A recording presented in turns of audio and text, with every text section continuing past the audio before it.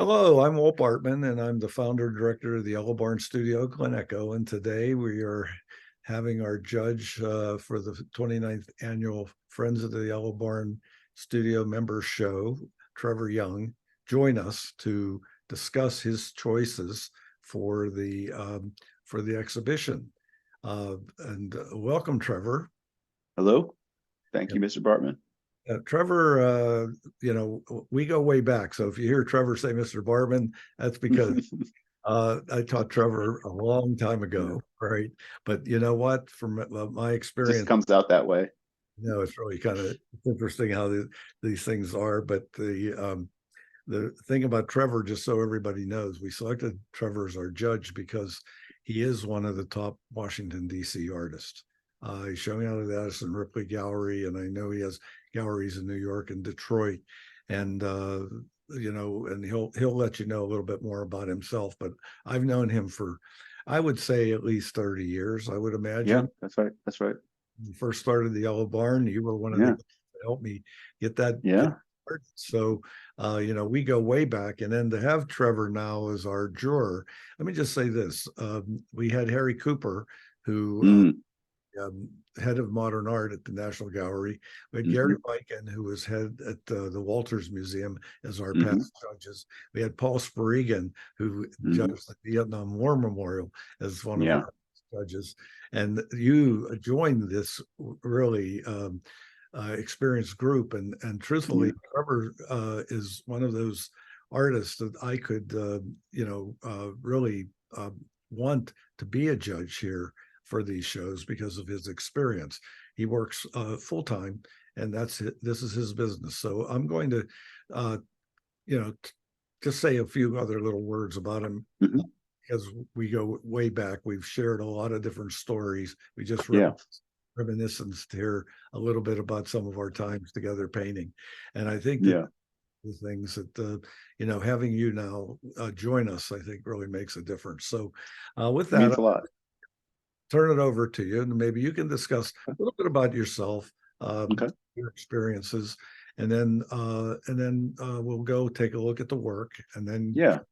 his reasons for the choices that he made for the show. Okay, hmm Troy.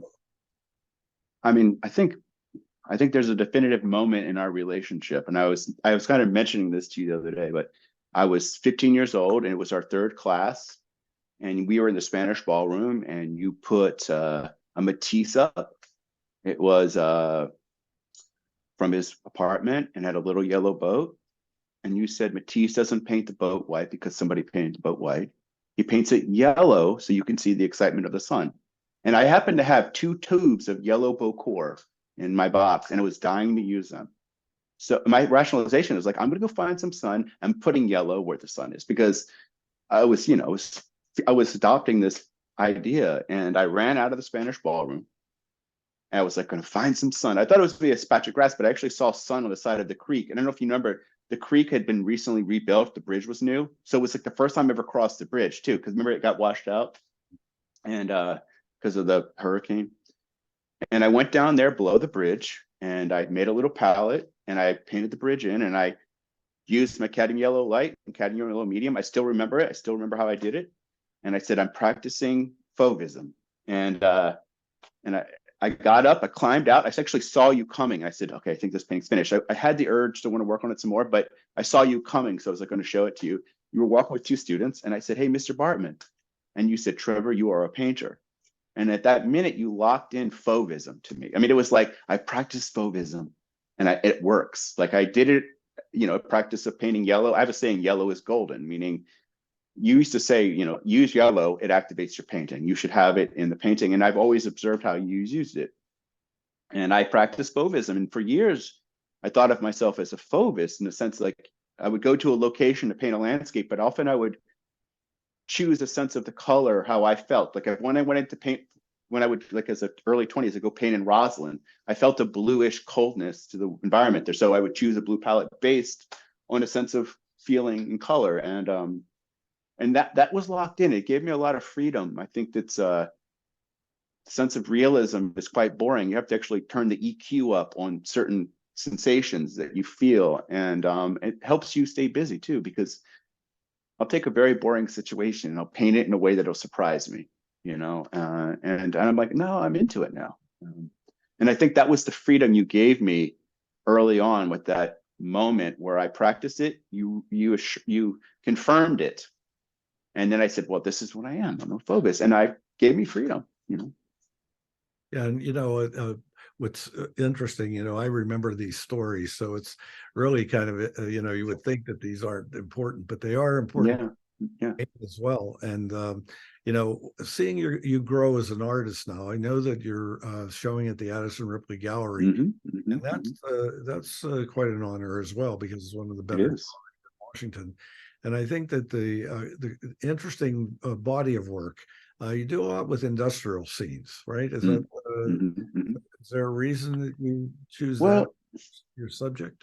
well, it was the first subject I chose. I mean, I always preferred the architecture. In fact, early on, you used to complain about how I wouldn't put enough stuff around the industrial stuff. I'd be like, I'm just only into this. And you'd be like, put more in the background. I'm like, I think that's how I came to night painting, and then night painting we had gas station painters at our school. I remember Dale Chu and Eric Butters did some gas station posters or calendar. But I mean, I went out at night and did them at night because I liked the minimalism of it and the darkness and the severity.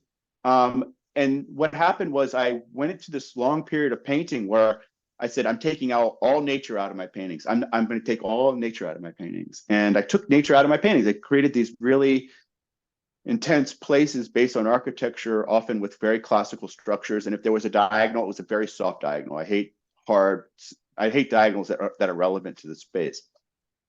And then what happened was I decided I needed to paint nature again. And I painted nature like how I might paint an industrial thing.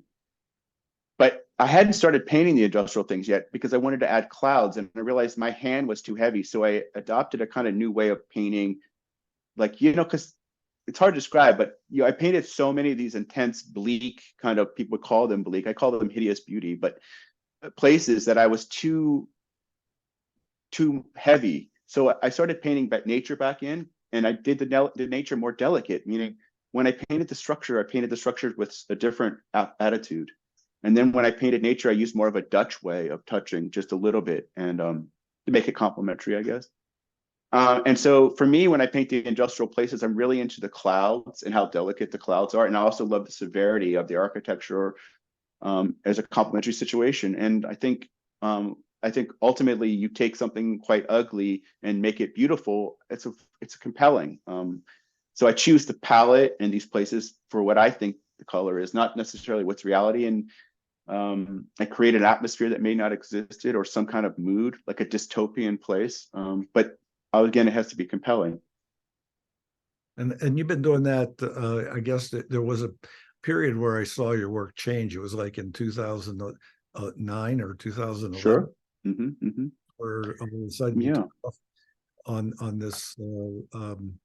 It's funny when you hear Richard Dieben's, stories of Richard Diebencourt and how he was just taking an airline flight, and all of a sudden his whole way of looking at painting and space totally Yeah. changed. All right. And Yeah. Yeah.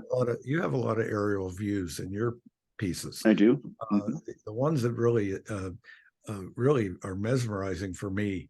There's one and I can't remember the name of it, though I showed it to my students, with sort of a blood red vibration of Yeah. street lights from above. Do you know what Yeah. that? I think it could be Glittering Tide. It could be. I have a few called Glittering Tide. I mean, I like the idea that I don't know how it comes to be, and I don't. It could have been from the Martin Scorsese movie Casino, but when I saw that as like in my early teens, or even I was like 11, there's a scene where they show them zooming in from above into the city of Las Vegas, but it's clearly a diorama, meaning it's lit, like it's so perfect. And the camera comes in and zooms in on it. And I was like, and the immense blackness around it was so, I mean, I've always loved the contrast of black on everything. And I was like, whoa. And naturally I saw that so many times. And at one point I was like, well, I can paint the world from my consciousness. I've seen it from above enough. I have a sense of how it works. And so I basically made these abstract paintings based on a sense of color, often glazing and doing transparency, and then getting more and more opaque and heavier at the end. So kind of in a Dutch way, where I start out with all the light, and then I glaze down, and then I put the highlights back over top of that. And they capture the light. I mean, there's a lot of transparency, and I love when you go up and you look across the earth. You're flying across America or someplace, and you don't see anything for a little while, and then it's incredible, like how there's like an ether. And we used to talk about the ether or the darkness in a painting, like it doesn't mean there's nothing there, but it's vague. You know, you don't define it. It just has to float there. And you don't want it to be active. And I always got into that. So inside of those paintings, I like the idea that I have really quiet marks, and then I have other marks that say attention. The first time I ever saw that was in a Whistler painting, and I think I adopted a Whistlerian approach very early on about editing. You know, in his 10 o'clock lecture, he talks about edit nature.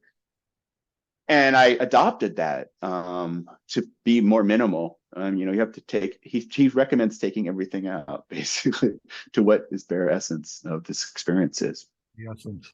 You have a website, right? I do. TrevorYoung.net. Okay, TrevorYoung.net. So people can go and view your work. Mm-hmm. And if anybody's interested in your work, certainly they can get in touch with you. All right. Sure. Mm-hmm. I think that's it. So I guess, you know, now looking at what we're going to be doing, this was great because it gave the community here an opportunity to see who you are. I mean, Trevor speaks really from the heart. I mean, honestly, he's not somebody who's a follower. He really is somebody who has a great understanding of both influences, but also his own perspective and how important it is for, you know, things that inspire him. That's what we're seeing with I think the success in his work is it is personal, and there's nobody like you, not that I can see. All right. So I do my own thing. Yes. yeah. So I think that this is one of the things for everybody to recognize. Viewing yourself now as a juror. All right. How was your take on looking at this? You know, we had almost 180 works, I believe. Yeah. Wow. Right? You narrowed it down to like 70, 71 or 70, and 75 in that range. Yeah.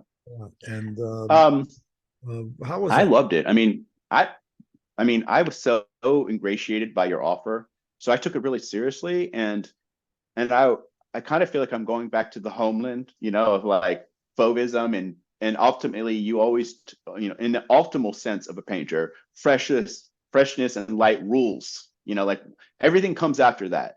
And I think freshness comes first because the freshness is a kind of awkwardness, an elegance, a confidence, but it's communicated to the viewer that you had some confidence making it. You can't, it's like you could have great light, but the mark can be neutered or flaccid, or, you know, I call it the MMM, the mindless masturbatory mark. Like there's a kind of sense of touching, and then there's a sense of touching. And as painting as a verb, as an action, I love seeing it. I think, you know, the 3 M's I was saying about that is something where we dial out and we just like, maybe we're not conscious for a minute. We all do it.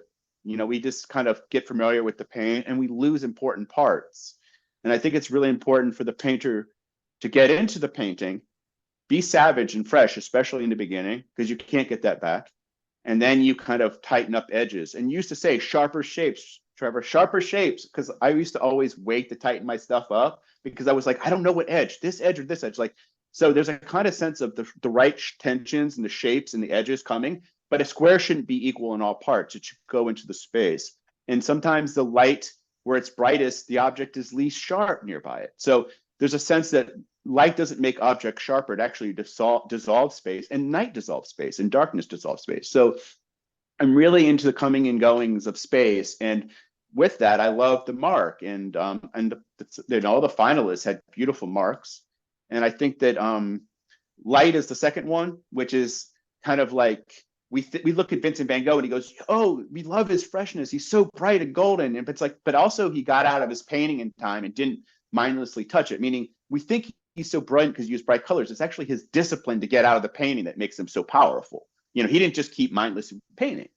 So at some point, the painter has to get out of the painting with some resolution. And I look for that. I think that like, you shouldn't be too tied to one work. You have to be like, well, I'm going to make another one, so I'll look at this another time and disengage. Or like, we used to talk about this Francis Bacon quote where David Sylvester goes, "What are your favorite parts of your work?" And Francis Bacon goes, "I can't stop touching them. You'll never see them." Like it's like that sense. It's a little bit of discipline. So I look at a painting, I need to see some discipline, but also liberty and freedom inside of the activity. And then comes the light with that. And the light, we were talking about using purer colors like yellow and golden colors, you naturally want to touch them more.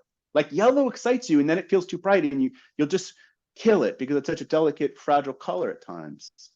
So I kind of look for preservation of beautiful saturation, freshness, discipline to get out of the painting. Even if it was a little awkward, I still like that over a kind of sense of completion. And I also like vagueness. I love a kind of vagueness in a work. Like I don't need illustration. I think in the category of painting, and this is a thing, like illustration can not have light in it. I mean, Andy Warhol does illustrations. He's illustrating famous people and the colors don't make a window. But then other aspects, the mystery comes in. I think for mystery to exist in the painting, you actually have to go into it. You actually go into the world, and you have to have light, in my opinion, to have that that sensation of the window. You're going into it, and I think you go into the light, you go into the mood, the sensations, and you want to go there. I like the sensations of going into a light. It could be 3 inches deep, or it could be a mile deep. This window, but you actually have to have a kind of relationship in the palette that gives us that non-image second. Something else that's mysterious comes about. And I think it's vague. I think there's a vagueness to painting. Like I don't think more defines the quality of the painting. I think it's something else. I think it's the rhythm of the touching and the color mixing with that. Yeah, I think you're right. And when we looked at your picks, you had quite a variety. So it's interesting what what you were looking for with each one of them. So I think this will give us at least a start now. And is there anything else that you want to say? No, I mean, I feel it's good. I think it's how simple it is. So I mean, you put priority. Yeah. You put priority in the paint itself. Oh yeah, over surface. Over the. I definitely zoomed in. I would say this. I zoomed in on a lot of these paintings and looked over the areas because ultimately the painting that won had so many interesting little choices in it. I loved how I could see like every once in a while she was doing this, in other areas she was caressing, and then she did this. I mean, I could see a spirit of the artist in the surface, and I think that's more interesting than any kind of imagery. Meaning, I could see her rhythm, and it was funny because I turned the computer off. I looked every few days, and I would screen shoot the ones that were getting closer and closer to the final, and I would close, and I remembered that painting because there was a sense of geometry in it. There was a kind of frontality and flatness to it, and then we looked over the table into the second space. So I looked at the table, and then my consciousnness went over the edge in a way, and maybe it even went out the window. And then seeing how large the painting is, I found that was very satisfying because it's quite a nice size painting. Yeah. I think your choices, when you look at the what we might call the knowledge in the paint, I think that's the main. That's true.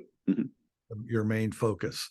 I think that each judge that we have comes with a different kind of way of thinking. That's why each year we try to come up with varieties of ways of thinking from different judges. And I think you have a unique way for sure. Okay, so let's go ahead and do this. Let's do it. We're gonna take a look at the work here. We're just gonna start right here. I think you're seeing. Oh yeah. Yeah. Normalize this. This is Marianne Debrino's book. So this is a painting that's much better in real life and could benefit from some varnish. And I could, if you want to contact me, I'll tell you the varnish recipe I recommend. When you work with so many darks, and I thought there was a really nice, delicate painting. I could see the caressing in the surface, and a lot of nice elements in it, but it looks much better in person, much better. And it, I mean, this is sort of a typical scene that we both experienced together because we love night painting. We love night painting, Karen Epstein's work. Yeah. Here. And we're just going to go. And if you have anything to say about... I like this painting. Obviously, we talked about this painting. First of all, I love cat paintings. I love cats. It's got a little Gwen John in it. I also like this little Ad Reinhardt too. It's a nice little painting. That's a not a nice. It's big actually, medium size. It's very nice. Yeah, and it's this is Craig Emeralds. Yeah, I know. I like that painting a lot. So then the next one, Kim Engel, Yeah, nice painting. It's good light, good sun. a beautiful. Yeah. I think you're right. Oh yeah, great light. I like this imagination. I think when sometimes we see reflections on the street, you can either turn them up or turn them down. I've seen a lot of night paintings that we used to paint from the street growing up. I mean, we would look up like River Road and there'd be like a 90-yard like single zip of light going down the hill over there. I think when you interpret the night, I think you have to use abstraction, and that you really can't illustrate the night. You have to kind of. This is not a lot either, but look at the imagination that's in play here. So I liked it for its beautiful saturation, its rhythm. It's got a lot of nice elements in it. If this painting was like 2 feet bigger, I would love it a lot more. It's smaller, but it's like if I was standing in front of a painting that wide, I love that kind of rhythm, the abstraction. It's very nice. And then this is Reina Garros. That's a very nice painting also. I like the palette in this. This has got a nice confident mark. If you notice, the edges are dissolving and coming and going. It's not local at all. There's like a kind of lot of imagination in this color and a lot of spirit. This looks very much like a painter painted it. I like it very much. Okay, and then this is Anne Mm. Roselli's. I like yellow. If there was more yellow paintings, I would have put them in the show. I think that I think when I see a young artist or a middle-aged artist or any artist in any stage use yellow and not neuter it, because I think people neuter yellow so often in their paintings, they can't resist it. So I liked it for its saturation. Okay, and then the next one is John Love. I was fond of this painting. It kind of felt like a film vignette. And if you know, I like a lot of mid-century concepts in my work. I love photography. I refer to photographers in my work all the time. I thought this was a very nice painting. It didn't make it into the honorable mentions, but I thought about it a lot. I like the horizontal nature of it. I like how they're all stuck together. There's a little mystery in this work. I think ultimately it's the mystery, and I also like the delta. I love the kind of postmodern emptiness, or modernist emptiness, and it's a nice painting. I like this, and look good in real life too. I like it. Right, and then the next one is Jenny Wilson's. Yes. I like this. This is a big painting. It's not super saturated, but it's very painterly. There's a lot of nice construction. Looks like palette knives, and just a painter painted this. There's a lot of mark making in it. And then this is Anne Reed's. Now, this painting looks much better in person. I didn't love this painting when I saw it. When I saw it in the studio, in the gallery, I thought it looked much more natural, and I found it much more satisfying. But I still liked it. But I saw the difference between the two building colors. Like I don't see them as high contrast, but they were actually more contrasting, and I thought it's quite successful in person. Yeah, I agree with you, because I saw this one. It's funny how, of course, we had to do your judging online, and Yeah. sometimes whenever you see the paintings, how surprised you are, because Yeah. Yeah, this one is a little washed out, maybe. Yeah. Okay, and then this is this is a very satisfying. Sometimes I say this and people think it's derogatory, but I actually mean it in a compliment. Like, a toilet should have a painting this beautiful hanging above it to take us away for a minute. Meaning, if I walked up and had a moment to relax, I would be excited by the palette here and the stability of it. And I love the cloud awkwardly over on one side reflecting the pattern. I mean, this is a good painting. I like it for its pure saturation, its mark making. I mean, this is the kind of painting you should look at for like 30 seconds during the day to wake you up a little bit, And this is a gouache. You picked a number of gouaches, as a matter Yeah, of and yes, and some pastels too. A couple pastels, perhaps. I don't remember. But yes, I think all painting, I mean, painting is an action, it's a verb. And if it's painterly, if it's painterly and I see the artist in it, or anybody sees artists, it's naturally exciting, no matter what the medium. Yeah. And then this one is Mary. I liked this painting, and it didn't get into the higher levels because it wasn't very large. But I looked at this painting close up, and I liked the handling. I liked it. Had, not to compare it totally to Nicholas de Shaw, but it has a little landscape in it. But it had a kind of like grittiness to it and a beauty to it. I felt like it was a landscape. Obviously, it has a sense of a landscape, and I liked it. I mean, if it was a little larger, it would have excited me a little bit more because that's my sense. I like it. One time, it's funny, going back many years ago, Mr. Barberman, we were in the classroom, and Brandon Garrett used to do these big paintings, and Jim Rohal was like, they're too big, and Dale Chu said, do you go to the movie theater with the biggest screen or the littlest screen? And I was like, oh shit, like big paintings, but But you're right so about this one. This one reads, it's a small little painting, but it reads large. yeah, It just has that monumental feel to it. it does have that. And I had to look at the size because I was like, this, if it was a couple, it had another 20 or it had another 20 inches on it, it would be in a different category of how I thought about it, because I wanted to stand inside of this painting. Mm-hmm. And that's a good point, which people, when you're talking about seeing the paintings larger, you have a different way of experiencing the painting because of it. Yes. You're exactly right. You become enveloped by it if it's large enough. And then Scott Davis's. I like this. I mean, there's a simple rhythm to this. I like the fact that this is one of the things about this painting that makes it so successful is actually the nature of the hill and the angle. And the left side is not like the right side. So there's a kind of nice, gentle contrast from the left to the right side. So the left side is very much foreground, and it kind of vanishes off to the right side. Very good construction, beautiful mark making. That's another painting you have to hang in some place that you have to look every single day. I mean, it will reduce stress, Yeah. It's a very nice painting. What's interesting about this, Trevor, as soon as I saw this painting, one of the things I realized about it is it's a diptych. It really makes it really makes you I see that. Decide. It's not that that line in the middle is such a dividing line, but it is a line that makes for two paintings. Yes, it does. Simultaneously.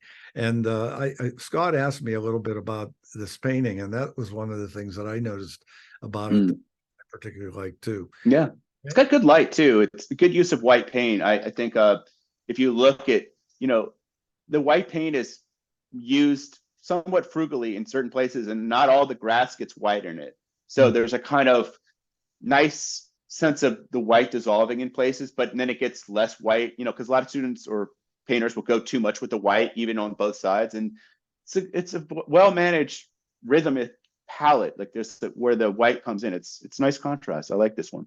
Yeah. And then let's see, make sure I'm going the right way. No, we're going the wrong way. By the way, yeah.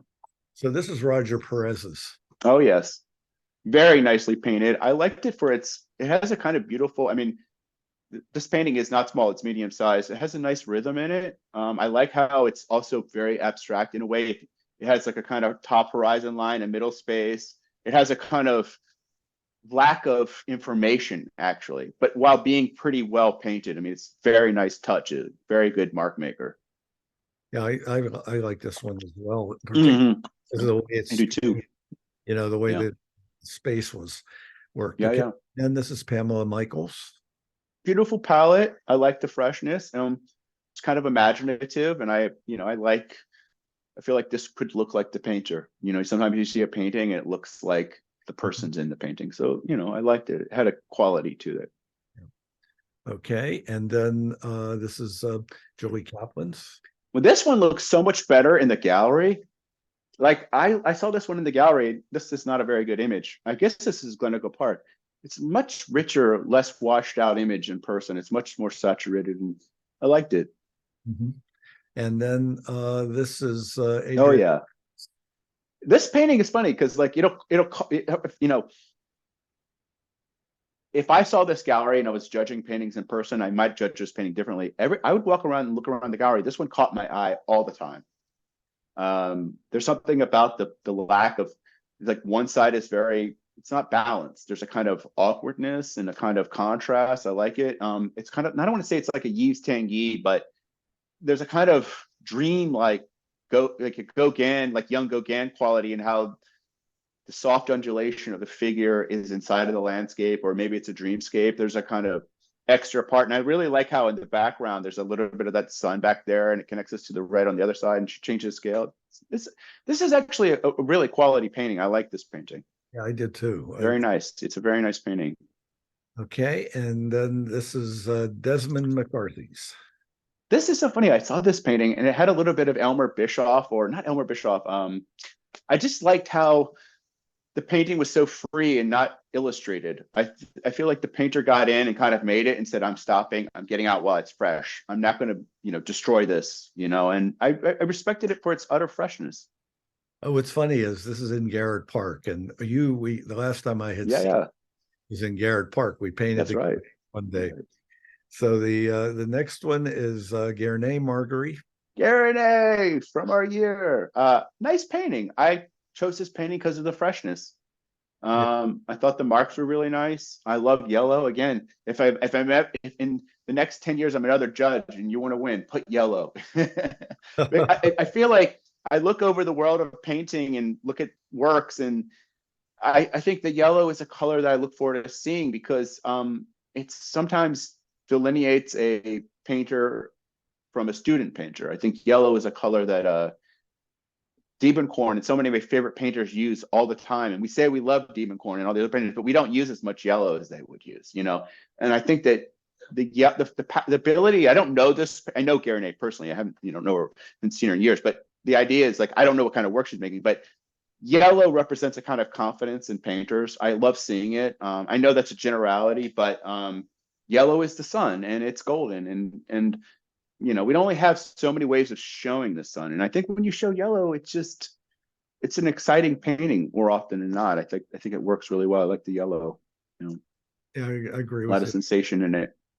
This is a I beautiful. remember one time you and I were painting. I mean, I remember so many times you're painting, you're like, and I remember things you're like, you were like, gotta throw some yellow over here. It's, I was like, you gotta slap it in or put it over here. It needs the yellow. I mean, it's like, because like, the painting will go dormant because you will lose the yellow, because the yellow, the light will change at some point. The sun is showing grass to be more golden than it is green sometimes. And even if it isn't, you should sneak it in there. This is a beautifully touched painting as well. It is. It is. She's always had a good mark. I mean, Garinay has a good mark. So then the next one, this is on. Again, beautiful palette. Very challenging angle. I like that. This is one of the things about this painting that works really well, is the transition of the tree trunk to the top of the tree, meaning the white that is in the bottom part in the temperature adjusts temperature as it goes up. So the painter didn't use the white all the way up and then flip to the white in the background. So there's good temperature contrast in this painting, which gives it a lot of saturation. Another one of these paintings that looks way better in person. It looks good online, but it's a juicy palette. Mhm. Okay, and then the next one is Hugo Nemer. Again, yeah. I guess. It was saturated, beautiful, vibrant palette. I enjoyed it for its simplicity and almost dreamlike qualities. Yeah, this is an unusual one stylistically. It Yes. had an interesting patterning. This one, Pamela Betts. Yeah, my son and I were talking about this painting. My dad, he's like, "Hey, Dad, there's some good painting in this." So when my son hangs out and he's seen it, I was like, "Yeah, there is." He goes, "Look how this rock was painted." I said, "Yeah, it's very nicely painted." Nice space in this painting, simplicity, space. There's atmosphere this day. The rock isn't too sharp, but there's enough sharpness in areas that I can dial in. But the background goes very far away, as if there's like the fog that we have right now. I mean, it's like a kind of cool December fog happening. It's a very nice painting. I also like that it's not asymmetrical. The left side is different so much from the right side, and it has this kind of quality to the contrast. It's very nice. Beautiful piece. And then this one by Rona Siskine. This one also, it's funny. I picked this because this composition appeals to me and everything, but I thought it was a much better painting in person, and I was very satisfied that I picked this because it was like, I feel like the color looked a little synthetic to me in the image, or not synthetic, but maybe over mixed. But I thought this is very nice painting, very nice. I like the structure and I like the composition. We look up at this object, very nice. Okay, and then Kathy Grumman's. This is very painterly. I mean, again, I love the mark, even if it's not necessarily a depicting of a place. I just love freshness. Okay, and then this particular one, Verna Eisner. Freshness, beautiful palette, choices, abstract, but I could also see an aspect of light in this, beautifully marked. And then Kathy Burns. Very nice, good light, good structure. I like the elements of it. Very nicely painted. Good structure in this composition. Okay. And then Central Park by Patricia You Tuck. know, this is a golden painting. You know, I like a golden painting, and I love that these colors don't go to green. They kind of stay more on the yellow side, and I think that's satisfying. And then Hotel Bar. It's funny. I like this painting. I actually zoomed in on this painting a lot. Jennifer Howard, by the way. Somehow Okay. they've got this mistake here. I love the marks. Yeah. Maybe Jennifer Howard. There may be two Jennifer Howards. Let's keep it. Oh, okay. It's fresh. It's thick. It's got meat on the surface, and there's a little bit of mixing on the edge. This is one of the thicker paintings that it made it into the show, and I picked it because it has a beautiful surface. I don't need a lot of imagery, but I got a sense of light in it, and I got a lot of the painter in it. There's a nice mark in this painting. Okay, and then Barbara Goldsmith. Beautiful rhythm, good patterns. I love the undulation of the trees. Nice. Is this a watercolor? Is this? It's a nice painting. Watercolor. Yeah, it's nicely handled. I like a lot of elements in it. Yeah, also dissolving the background is really nice. And then this piece. Oh yeah. This is funny. Now seeing this, when I saw this painting in the, I like this painting, but again, size matters. And in this situation, it looks so much better in the gallery. And I love seeing it in the gallery. And I was like, oh, that's that painting. It looks like a kind of castle with a light glowing out of the middle of it. I mean, it's an unusual painting. It has a lot of mystery in it. And I like how it's dissolving and coming and going. And again, a lot of mystery.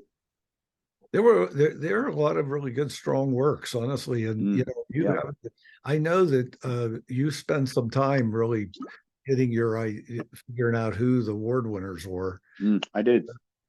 I wanted. Well, I mean, again, I was reinforcing, I think, what the Yellow Barn's about, freshness and light. I think I wanted to show that. I thought this was a very fresh painting, beautiful palette, and it's a strange painting, and I liked it. Okay, and then a little Yves Tanguy. I chose it because it's got an unusual palette and it's fresh. Okay. This is a pastel, I think. Yes, It's a nice pastel, and I like the layer of space. I like how the geometry is in the foreground, gives us a little bit of deep space, and it's a nice drawing. It's one of the things about looking at pastel behind glass. It kind of sucks, but I got a sense of it when I looked at it in the show. It's very, very, very nicely marked. Very nicely marked. And then Marion Willinger's. Oh yeah, I like this painting. A lot of the painter, it seems to be in this painting. I mean, I don't know this person's other work, but saturated, painterly, abstract, but yet I kind of feel like it's a landscape. It's a good painting. So I like the square too. I remember seeing that one on the wall and finding it satisfying to look at. Yeah.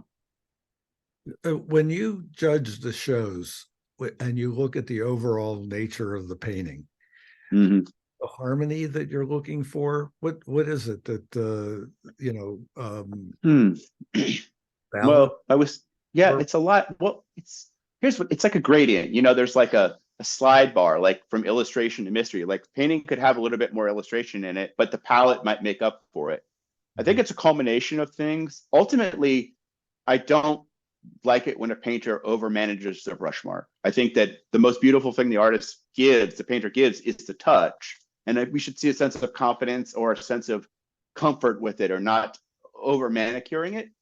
And I'd like to see some thick and thin. So like the winner, she had a lot of thick and thin in her work. She had a caress here and then a jab and like a slap here, So I think there's all these complements in painting: sharp edges, soft edges, dull colors, saturated colors, horizontals versus, verticals. And then I hate diagonals a lot of times. I think diagonals are often make paintings weaker. So I kind of look at the dualities of all the complements in the painting. And ultimately, I think that I love I love the vitality of the painter in the painting, even if it is under control. I still like in a kind of like in a Whistler night nocturne, like he has a very minimal night scene, but then he gives you this one mark that is like, this is paintings about this one touch. Right. Exactly. Or it could be about 50 touches, but I want to see, and I think there's another thing too. And after looking at so many paintings, I can look at a painter's work and I can tell where they weren't engaged. You can see the flaccid hand, as I call it. Like, That's a good point. Right. you can see the zones they weren't managing, and they try to cover it up, but you can see they're not dealing with it. And I can kind of see that in a whole sense of a painting sometimes. This is Nancy Foster's. We didn't say anything Very about nice. Yeah, it's a beautiful painting. I like the contrast. I love the drama of the clouds, and it's a good, solid landscape painting. beautiful movement too. That way. Yeah. Oh yes. Oh yeah. And Shoshana's. Beautiful palette, good echoes and rhythm. It's solid. It's solid. Okay. And then Now this painting looks so much better in real life. This image is dreadful to the quality of the painting. The painting is actually quite beautiful. I looked at this one. I was like, oh, this is way better in real life. There might be some glare in some of this. This painting's much richer in person. I like this painting. I just liked it for its mark making. I love the sense of putting down paint, and it looks like something kind of composition that I like to engage in. I love a long horizontal kind of with reflections and stuff like that. okay. And then Deborah Blocks. I like this painting again. It got in because it's so truly Fauvism and surprising palette, super fresh. Got out of the painting in time. I like this painting. Didn't wreck it. Okay. And then Joyce Smith's. This painting is also looks so much better in real life. This palette in person is much richer and bluer. It's got nice thick and thin marks. There's a lot of playing in this painting. It's got a nice palette. I think that's why I like the palette and the geometry. Yeah, it's interesting. You did pick a variety of abstract pieces. Yeah. It's interesting to see the range of work that you chose. This is Yeah. Garth's work. This painting looked great in the gallery. Maybe it needed some varnish. It looked a little dry on the surface. But my gosh, what a great palette. I love the golden light. It sat behind the band, like nearby the band. And every time I looked over it, I was glad that it was a big painting, because when I looked at this online, I looked at the size and everything, but my gosh, in person, it holds the room. It's got gorgeous light in it. Very nice light. Okay. And then Eleanor Gladys. Nice painting, fresh. Again, the mark making in this, the palette is very successful. And Ping Kong's. Very Matissean. I love the playfulness and color, very original sense of light. It has a nice mood in it. And sometimes you see this kind of palette, you think, there's a feeling in this kind of palette that I like. This was an 8x10, but it really worked. It worked it works. Yeah. I mean, it really was quite nice. And then Paula Stearns. I like the freshness, and I like the saturation in it. I love the orange and blue relationship. I like that it was so bold. Okay. And then Debbie Ryder's. Very natural palette, nicely organized, and nice structure on the foreground. There's some nice softening of the edges. So it's a pretty flat painting, but there's nice rhythms in it. It's nicely done. And then Gloria Solomon's. I love this subject. I've painted 100 parking garage paintings. I just like this, I wouldn't say I've chose a lot of paintings for their subject matter in this show, obviously, but I relate. I love this kind of concrete world. I just personally liked it. I thought it was well managed, and seeing it in person, seeing the size, I thought it's a well managed painting with all those angles, all those whites, all those choices. It's very nice. Okay. And then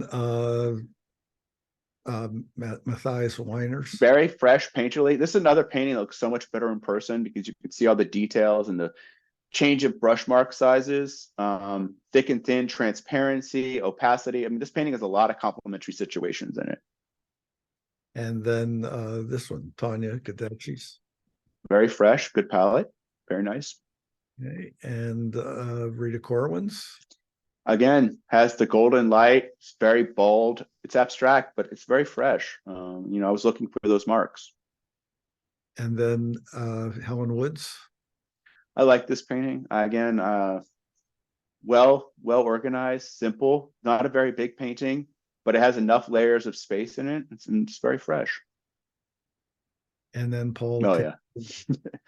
I like this one. This reminds me of a lot of my own work in some ways because I love to like have a long horizontal and then I like to put scaffolding above it, in a very like platonic flat way with no foreshortening, like everything is kind of flattened out. I like this. It's this kind of idea of like painting these beautiful little skeletons on top of a sky. It's satisfying. I like it. And I also love that it's a long horizontal and the scale changes behind underneath the landscape. It's got a lot of good stuff in it. and a lot of good varieties of ideas in this show. Yes. Oh yeah. This is This is very skilled painting. Rich, very nicely handled. Nice palette, very nice. it's a watercolor as well, which Yeah. is Oh, is it? Yeah, yes, that's right. It is a watercolor. Yeah. really Very nicely painted. masterfully done. And Yes. this is David Allen's Rainy Day. This funny, like this compressed, not interesting. I mean the image, but like this is quite a nice large painting. Nice when you stand in front of it. It's got a lot of nice details in it. I like the spirit of a daytime painting that's gray. I love that you would paint a rainy day that's gray and then show the reflections. It's got good stuff in it. My studio is like a block from there. So I like see this all the time. I haven't painted that. I mean, I used to paint Silver Spring all the time. That's a lot, but I looked at it and I was like, I like this painting. Just naturally, I had bias. No, it's a beauty. It's beautifully composed. Yes. Again, one of these gridded paintings where you're really looking in between the grids and then seeing vignetted paintings. Yeah, yeah. You're getting more than I just.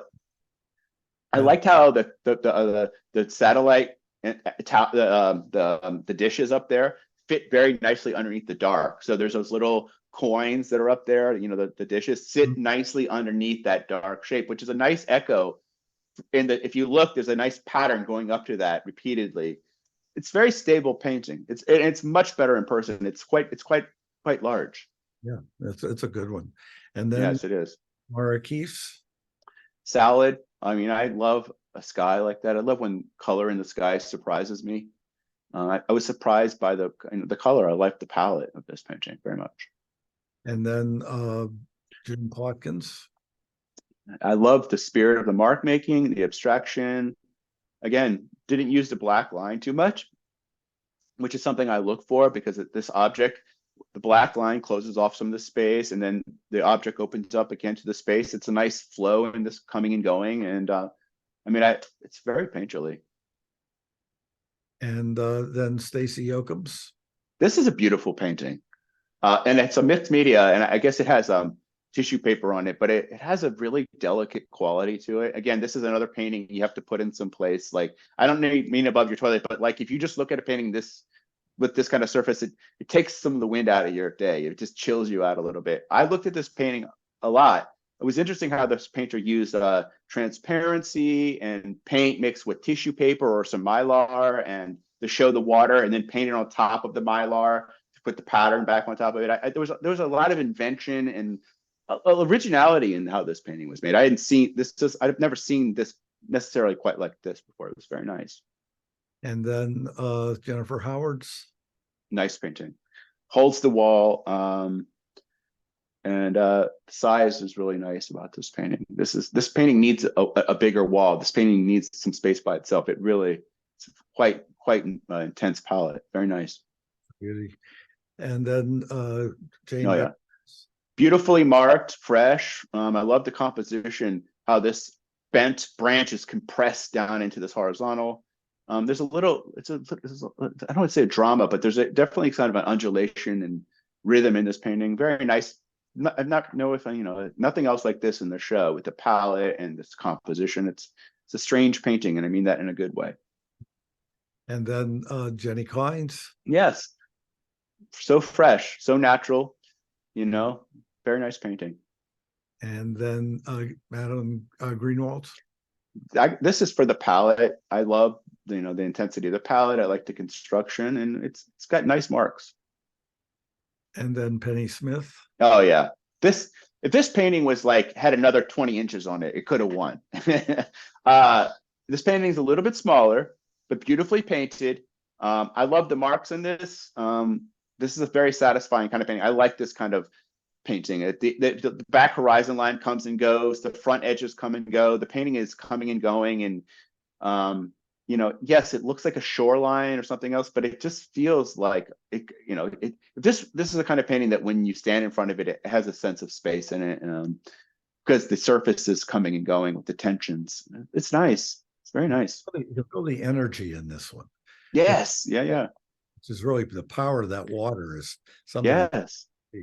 Yeah, I Yeah, agree. there's some beautiful shifts. Like if you look at that edge of that shift, there's nice adjustments. It's not just the one blue to green all the way across. It's a lot of little adjustments, even from the left side to the right side to the earth tone in the middle of the foreground. Like there's shifting all the time from the left to the right. I mean, there's some really good painterly aspects to this paint. Like a painter was aware of the transitions while having a flat subject almost.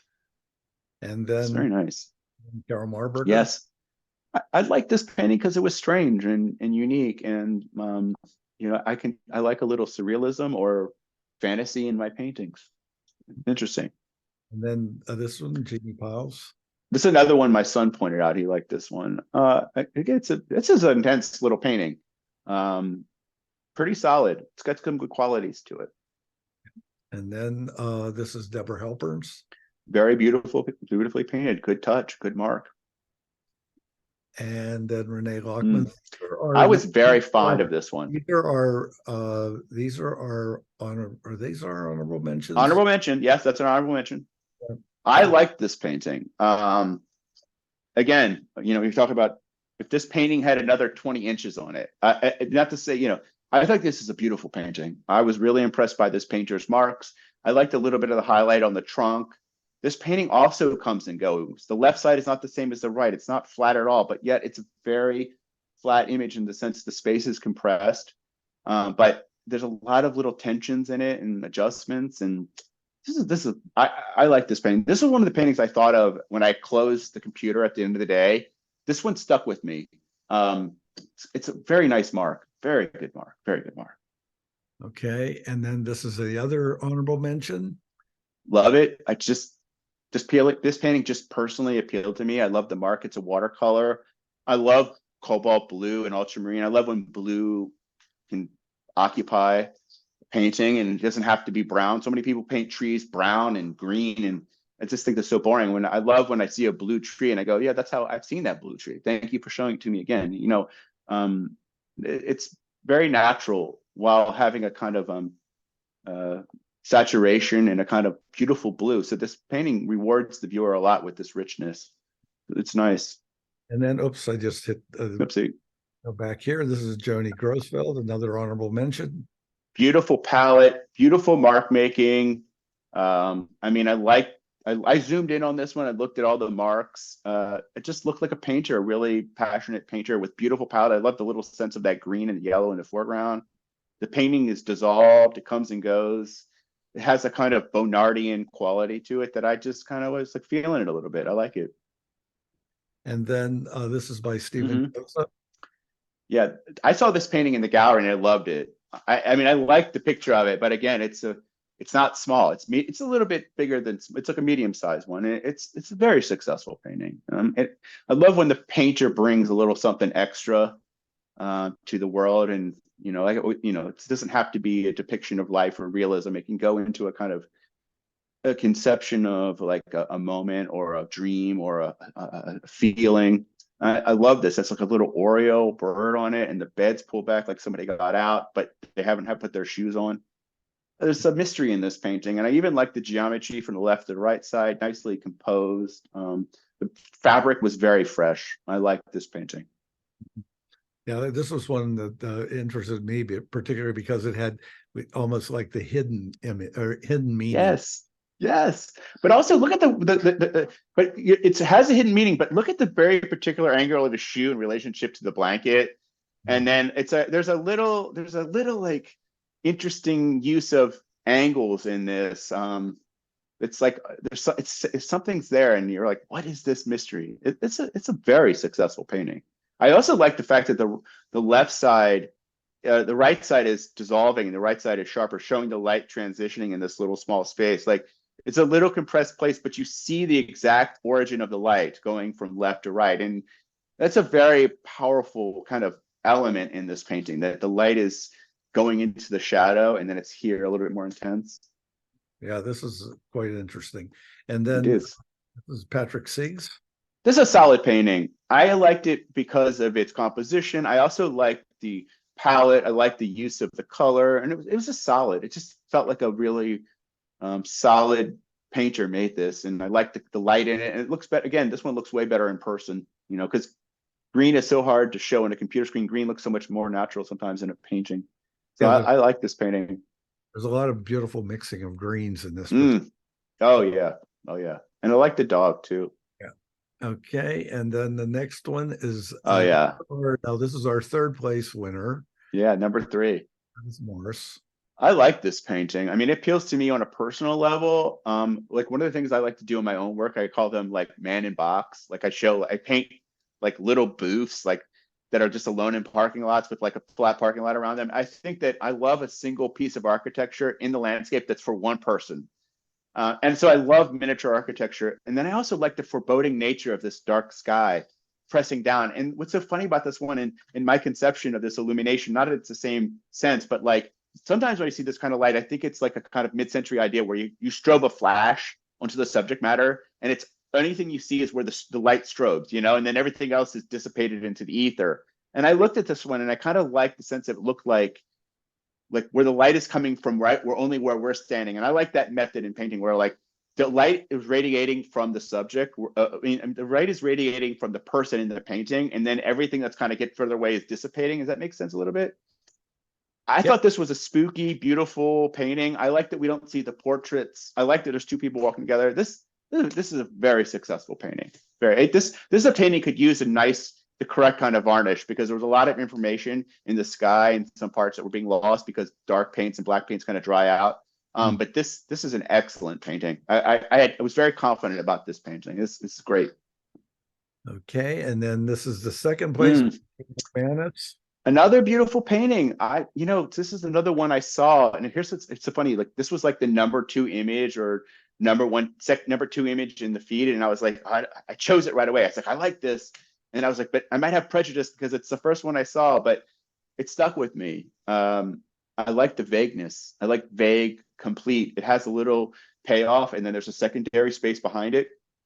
So there's this like little jewel of light, and then the deep space is right above it. We don't see it, perhaps. We go up to it. I spoke to her. I emailed her. I said, put a little good varnish on this painting. Like you're hiding so many good colors in the dryness, because again, the method she's using maybe some mineral spirits or something, and the painting got a little dry. This is a beautiful painting. This is the kind of painting I would put in a room that I had to walk by all the time, because it's a mysterious painting. I like it. So when you varnish your paintings, what varnish? Yeah. What do you use? I use a recipe that's it's a really good recipe that's been passed down from another person. So what I use is I use the Winsor Newton, I use the satin and the gloss, and I mix them perfectly together 50-50, and I shake that up because the satin part has a little bit of wax in it.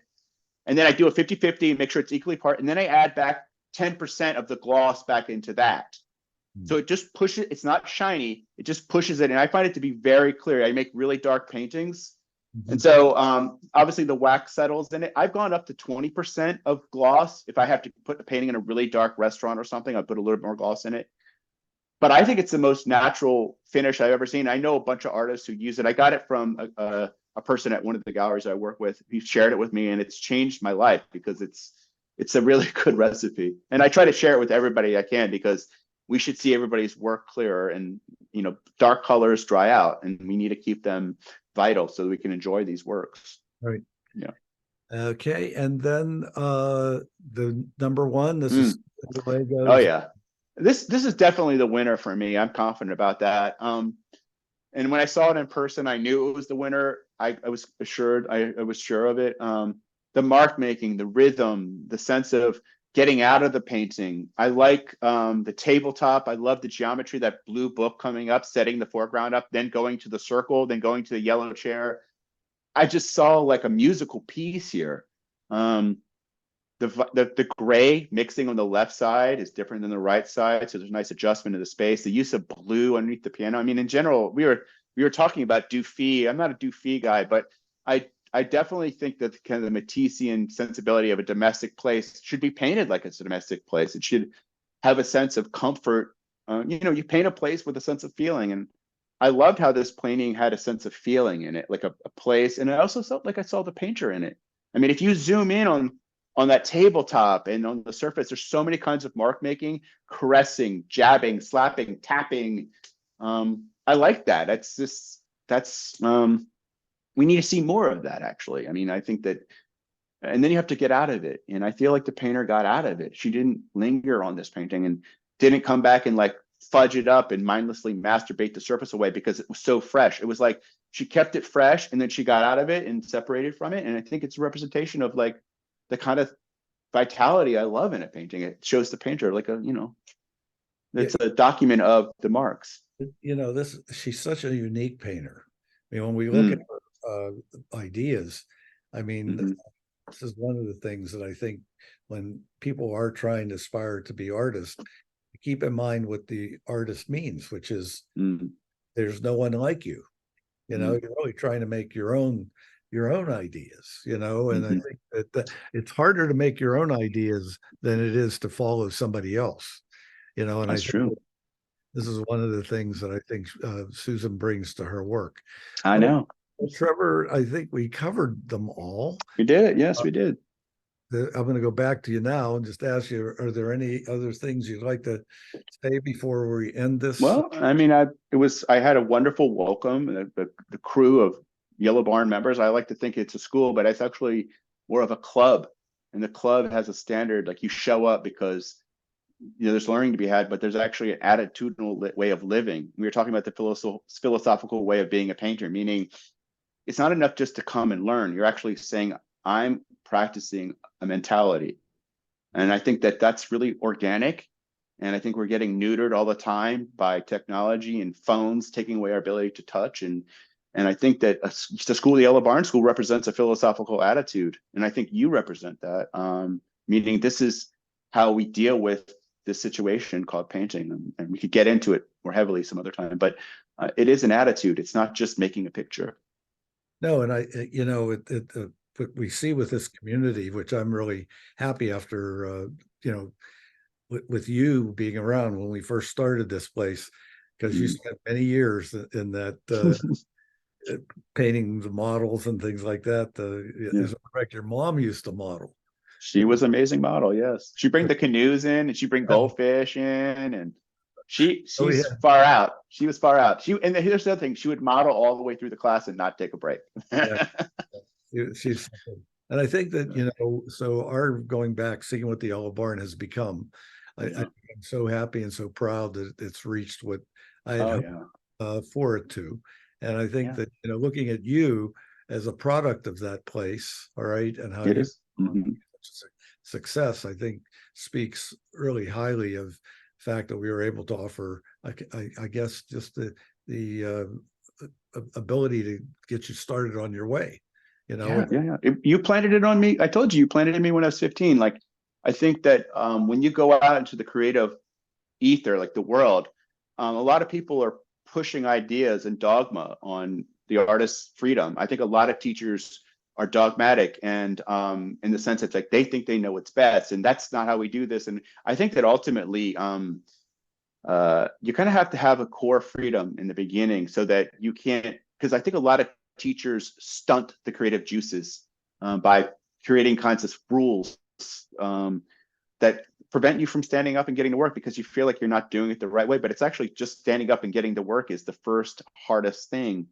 And have the liberty and the freedom to just get up and be like, I'm going to make a painting about blue because I respond to blue, or likeness. And we're talking about imagery. It's like it's down the list. And I think first you choose color because ultimately the color is the feeling. And I don't know, like when I see a tube of yellow, I'm like, I want to put it into something. And it doesn't mean it has to be yellow.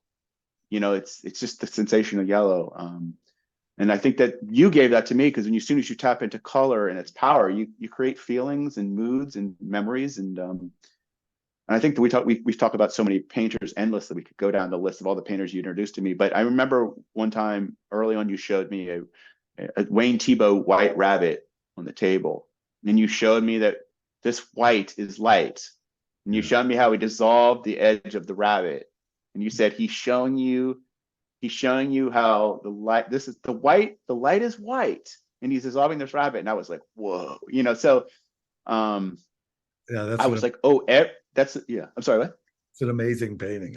It is. And the prints, all of it. And here's the thing, he puts a little blue shadow. And I was like, that's a powerful, powerful image. That's a powerful painting. And it's so little. There's so little there. Well, having you today was just a real pleasure, Trevor. Okay. Thank you. Thank you. I know that everybody's going to get a lot out of this this presentation and this review that we've had. You really summed up. I mean, you did a nice job with everybody's work. Thank you. There were a lot of magnificent pieces. Definitely could have been award winners. Mhm. There were a lot that you couldn't pick. All right, as Yeah. well. I think that's the other aspect for everyone that perhaps entered the show but didn't get in. Just keep in mind Mhm. it's a challenge. All right, Sorry. juror, and I think if anything, I just want to say you did a great job. I know Thank you. everybody's impressed with last night to talk about everything, how it went, and you being there, be able to talk to Thank everybody. you. So with that, I'm going to say good night to everybody, right? And thank you because Thank you you. spent the time with us today. All right. It's wonderful to be welcome back to the Yellow Barn and have such a feeling of how it was 30 years ago. I mean, it's like a kind of, I told you before, it's a club, it's not a school. It's like an attitude at the school of like, and like a motorcycle driver leads a motorcycle gang, but he leads the pack because of the attitude. He's not, it's like a kind of mentality of riding together. And I think that's what you did. Like you kind of set the attitude for a club to ride on it, and we would be riding with you and you set an attitude. And I think that's it's a thing you don't find. It's a rare thing to find. It's not dogmatic. That's the thing. The Yellow Barn is not a dogmatic place. Yeah, well, it's one of those unique places, that's for sure. It is. I Without love you, it. I would have never been able to do it. So just so you know, you were one of the instruments that helped me get that place. You had a lot. You've had legions of dedicated students, and people I meet up with former students are like, do you remember when Mr. Bartman said this? Do you remember when he did this? And I'd be like, yes, I remember that. I don't remember that. But it's like, like in an aspect, you were always dropping nuggets on everyone, and you were alert and very organic. And I think in the sense that like you didn't teach a style, you definitely showed us the way to make marks. That was one of the things I think that another competitor at school at another school would be like, all those Barton students paint alike. And my attitude was like, yeah, for now. Yeah. Like for now, like we're teenagers, it's like, yeah, we got it's yes, we're teenagers. Yes, we paint a lot like Mr. Bartman because we never saw painting before Mr. Bartman. So I think that that's an attitudinal thing, meaning painting has to be seen. It can't be verbally taught. It has to be witnessed. I witnessed you paint. I saw freshness and light, and that's where I am now. And I think that's speaks well of what you've achieved with your own ideas as well. And I think that's exactly what, when we had that program, we wanted to happen. So with that, I'm going to say good night to everybody. I want everybody to have a great holiday. And thank you, Trevor, for Thank you, Mr. Bartman. this amazing review. All right. Thank Good night. you. All right. Have a good night.